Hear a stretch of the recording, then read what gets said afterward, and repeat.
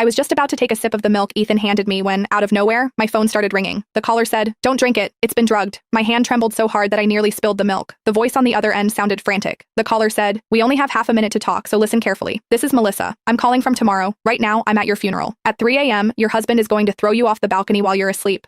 You'll die from the fall." I froze, instinctively glancing at Ethan, who seemed so caring and gentle. I couldn't believe what I heard. The voice on the other end continued, speaking slowly and clearly. She said, "If you don't believe me, check his secret WhatsApp account. He's been seeing another woman behind your back for a long time. His whole plan is to set you up to die in an accident during this honeymoon. Listen, if you want to live, don't let your guard down. You have to find me before 3 a.m. I'll keep you safe." Then the call abruptly cut off. I was totally baffled. Melissa was my best friend, and she was fast asleep in the next room. How could she have called me with something so bizarre? I tried calling back, but the number was invalid. Ethan came out of the kitchen, flashing me a warm smile as he nudged me.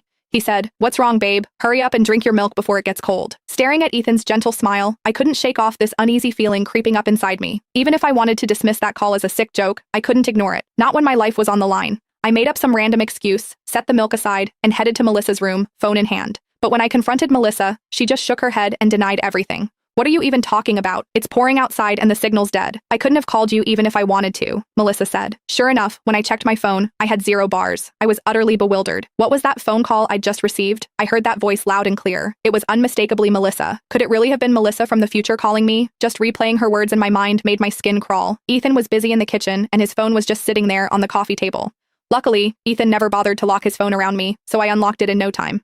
When I saw the messages from the insurance agent on his WhatsApp, the hairs on my arms stood on end. Ethan had actually taken out an accidental death insurance policy on me just before our honeymoon, and he was listed as the sole beneficiary. I clutched my chest, my heart pounding out of control. I tried to convince myself that it had to be just a coincidence. But when I switched over to his secret WhatsApp account, the only contact listed there made my blood run cold. It was a contact with no name, just a girl's profile pic. The chat was packed with her own private selfies and a flood of angry questions. She texted, "When are you finally going to divorce her? Ethan, could you kill her? That way, you'd be mine forever." The more I scrolled, the more my hands trembled. Suddenly, a cold voice rang out behind me. Ethan asked, "Honey, what are you looking at?" I instinctively shook my head and hurriedly closed everything on the phone, trying to make it look untouched. I said, "It's nothing really. My phone just lost signal, so I wanted to check if yours was acting up too."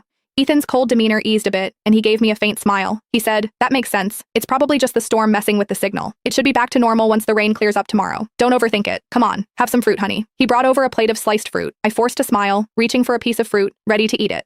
But I stopped myself and set it back down. Looking back now, that phone call was most likely real. If Ethan really had been trying to kill me while I slept, then my not drinking the milk meant he definitely would have tried to drug me with something else. I checked the time. It was 11 p.m. There were 5 hours to go until 3 a.m. As long as I stayed close to Melissa, until then, I should be safe. I managed a weak smile. I said, "Honey,